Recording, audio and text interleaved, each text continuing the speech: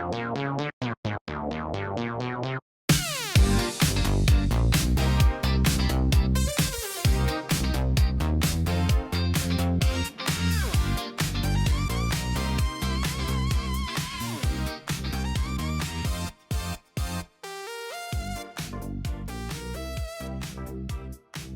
morning. You're listening to the Brief Wake Up, your mindful start to the day. I'm Handel, your daily coffee companion, helping you wake up informed, thoughtful, and maybe a little bit more amused before the day gets old. If you're commuting, corralling kids, or just standing in line for caffeine, you're in the right place. Let's get you caught up.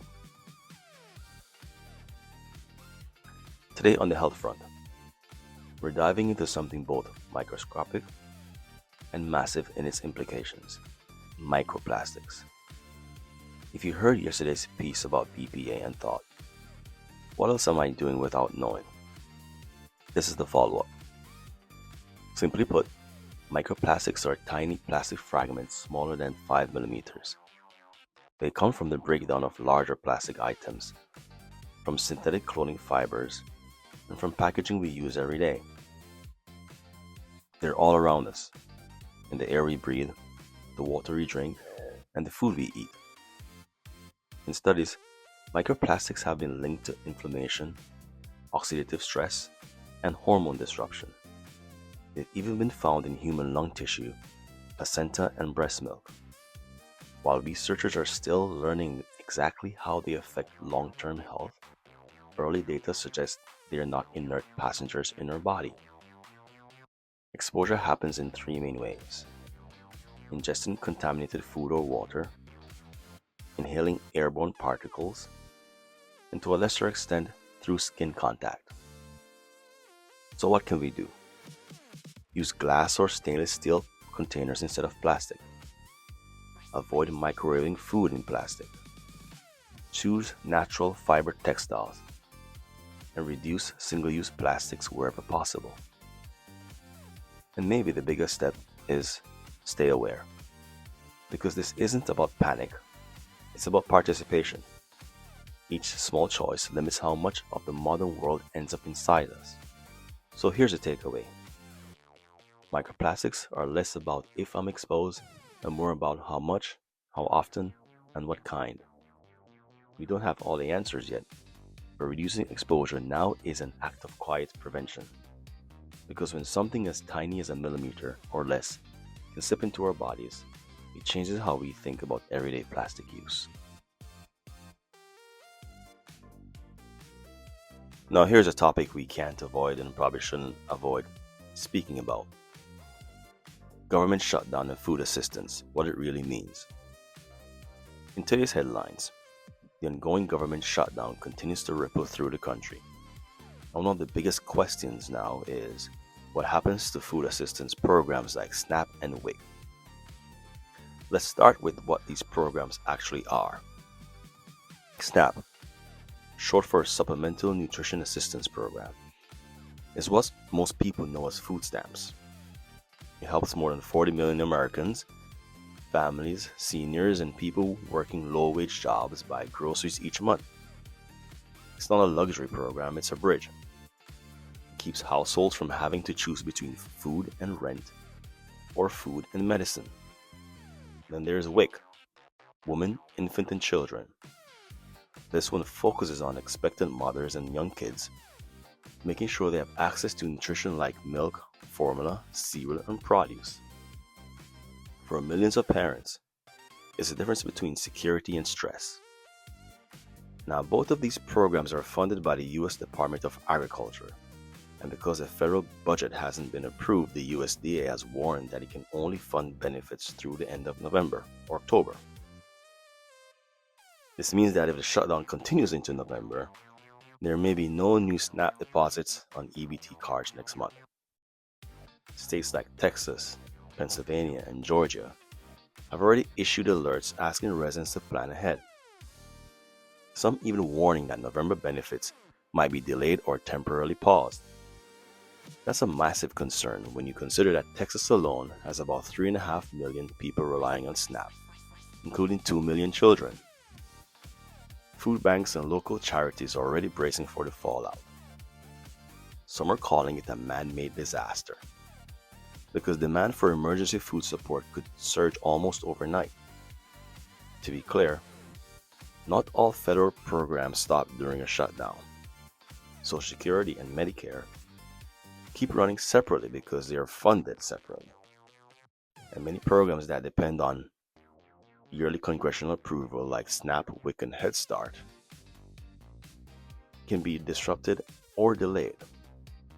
And beyond the numbers, this affects real households. Parents who plan grocery trips around benefit dates, seniors on fixed income, and kids who depend on school meal programs, all tied to these benefits. We're not here to take sides on politics, just to point out that behind the debate there are millions of kitchen tables that could feel the squeeze. I hope that lawmakers reach an agreement soon so these programs can keep running without interruption. Because whether you use them or not, they play a quiet role in stabilizing communities, supporting farmers, grocery stores, and families trying to stay afloat. So, as you watch how this unfolds, let's keep the focus where it matters, on people, not parties. And if you or someone you know depends on SNAP or WIC, check your state's updates, keep an eye on your EBT balance, and reach out to local food banks early if help is needed. It's a reminder that policy isn't just politics. It's breakfast, lunch, and dinner for millions. Let's hope a solution comes soon. And now for the big sip. Regression to the mean. Let's take a deeper sip today. Regression to the mean. It sounds like a math term, and it is. But it's one of the quiet forces shaping almost everything in your life. In statistics, it means this. When something extreme happens, good or bad, the next time you measure it, it usually drifts back toward average. A record-breaking score one day, probably closer to normal the next. A terrible performance, chances are it will even out too. It's not punishment, it's not luck, it's balance. And when you start to notice it, you'll see it everywhere. In sports, the rookie who starts hot then cools off. In business, the miracle quarter followed by a reality check. In your own life, that stretch where everything seems to click, and then a week after, nothing does. Regression to the mean reminds us you aren't as bad as your worst day, and you're probably not as invincible as your best. You're just human, orbiting the middle where life actually happens. But it's not just math, it's emotional too. Think about relationships. That rush of a new connection, the text, the dopamine, the 2 a.m. laughter. Then a few months in, things calm down. People panic and say, what happened? Nothing happened. You just regressed to the mean. From fireworks to firelight. From infatuation to rhythm. Even parenting has it. 1 week your kid is crushing it. Straight A energy. Kind, helpful. The next, they're a moody philosopher who can't find their shoes. That's not regression. That's reality. The long average of growth. And then there's us, our moods, our focus, our sense of self. Some days you feel unstoppable. Other days you're foggy, forgetful, staring at the blinking cursor or a pile of laundry, wondering who you even are. The beauty of regression to the mean is that it rescues you from both extremes. It's the universe whispering. Don't take your bad days too personally, and don't get addicted to the good ones. Because the truth is, the middle isn't mediocrity. It's stability, it's recovery, it's where your nervous system resets and your life recharges. So when things are amazing, soak it in, but stay grounded. When things collapse, breathe and wait. Because the curve always bends back. That's not failure, that's a rhythm of being alive. Regression to the mean isn't just the law of numbers. It's a reminder that balance is built into the system. And the middle, the ordinary, the steady middle, isn't where the magic ends. It's where it begins.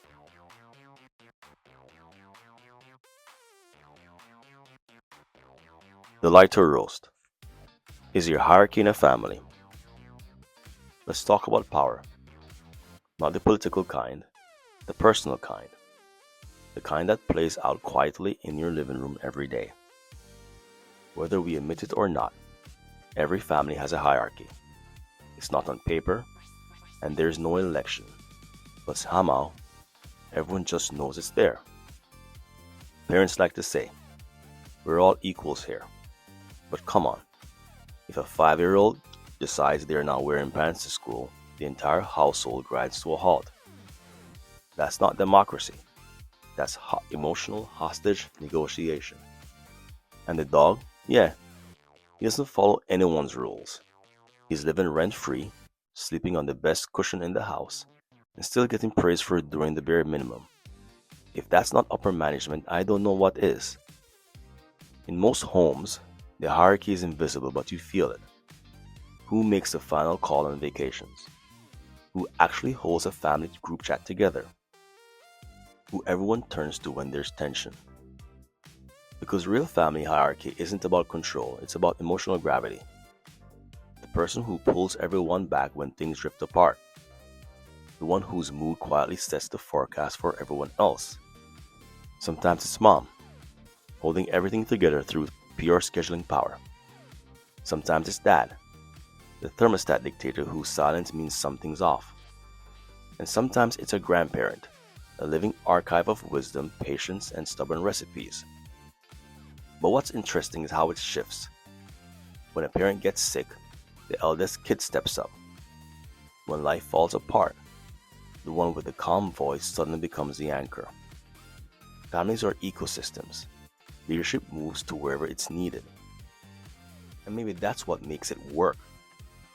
Not everyone leading all the time, but everyone knowing when to lead, when to step back, when to follow, when to say, let's order pizza and call it a night.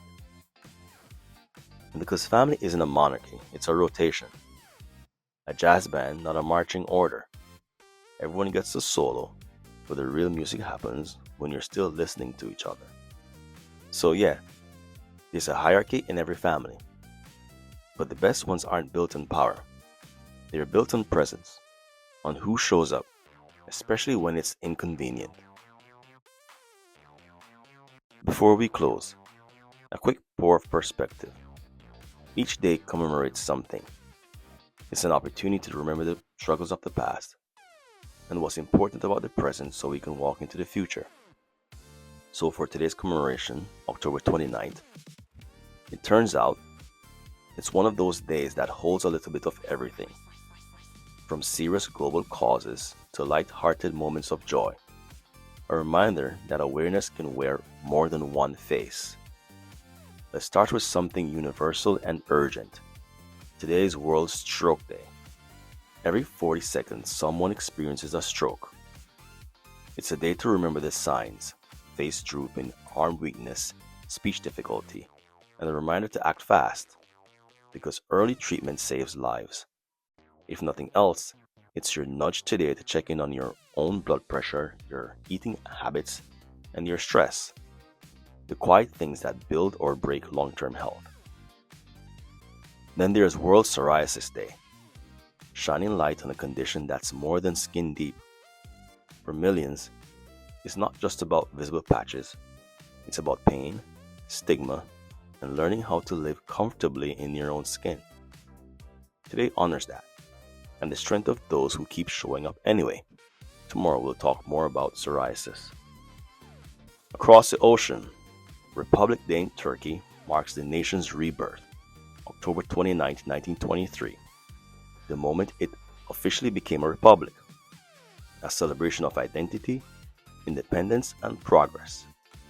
For Turkish listeners, it's a day of pride, flag waving, music, and remembrance of how far the country has come. Now for something a little cozier, National Oatmeal Day, a humble bowl that's been there for generations, slow, simple, and steady. It's less about the oats and more about the ritual, taking a moment to warm your morning before the world speeds up. And speaking of warmth, National Cat Day. Because no matter what the headlines say, there's always a cat somewhere reminding us who actually runs the house. It's a day to celebrate companionship, to adopt from shelters, and to remember that sometimes the best therapist has fur and an attitude. There's also a National Hermit Day, which might sound like the opposite of Cat Day, but maybe it's not.